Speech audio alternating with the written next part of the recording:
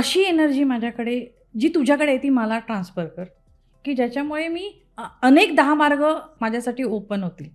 फक्त ह्या क्षेत्रात नाही, माझ्यातल्या चांगल्या क्वालिटीने जे काही मला करता येईल, जे मी केले नाही आहे. कारण माझा जन्म एवढूसा आहे गं.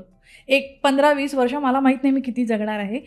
त्याच्यामध्ये काही करायचं राहून नको जाऊ दे. चांगलं, जे दुसऱ्यांच्या पण उपयोगाला येईल. सो माझा एक्सपिरियन्स नेहमीच हा राहिला आहे, की मी जेव्हा निराश झाले आणि मी पॉझिटिव्ह मागितलं आहे, मला सुचत गेलं आहे, की मला हे नाही, हे पण करता येईल. मला ते पण करता येईल. त्याच्यामुळे ह्याचाही फायदा होईल आणि माझं समाजाचं काही ऋण आहे ते मला फेडता येईल.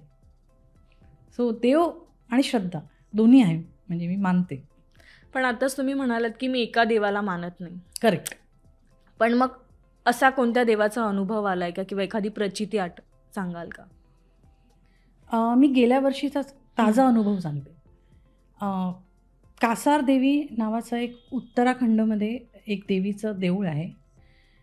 मी त्या देवळामध्ये गेले होते कारण मला गूढ गोष्टींचं नेहमी आकर्षण राहिलं. आम्ही बघायला गेलो होतो कारण तिथे मी वाचलं होतं त्याबद्दल, की नासाचे सायंटिस्ट तिथे अभ्यास करायला येतात त्या देवळामध्ये. तिथे एक चुंबकीय आकर्षण आहे त्या देवळात, त्या जागेत. त्याचा अभ्यास ते करतात. आणि विवेकानंद तिथे जाऊन आले होते, हे मी वाचलं होतं. तर असं काय आहे त्या देवळात ते बघण्यासाठी म्हणून आम्ही गेलो होतो. आणि आम्ही जाता क्षणी, म्हणजे मला तिथे वाटलं नव्हतं की काय असं घडेल. मी देवीला पाया पडले आणि तिथून वरती शंकराचं मंदिर आहे, तिकडे लोक मेडिटेशनसाठी जातात स्पेशली.